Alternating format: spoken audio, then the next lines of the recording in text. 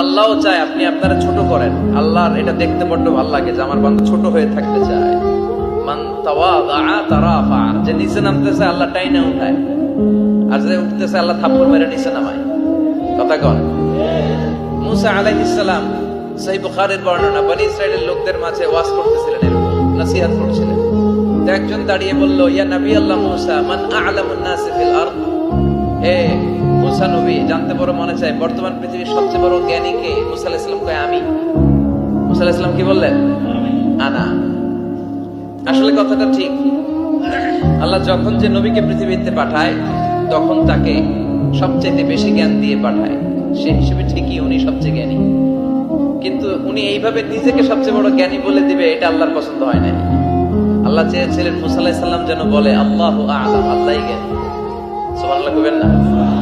কিন্তু তা না করে উনি কি করলেন? যখন বললো সবচেয়ে বড় জ্ঞানী কে, উনি হুট করে কি বলে ফেললেন? আনা, আমি। আল্লাহ এটা পছন্দ করেনি। আল্লাহ ডেকে বললেন, মুসা, ইউ আর অ্যাবসলিউটলি রং, তুমি ভুল করেছো। তুমি সবচেয়ে জ্ঞানী নও, তোমার চেয়ে বড় জ্ঞানী আছে।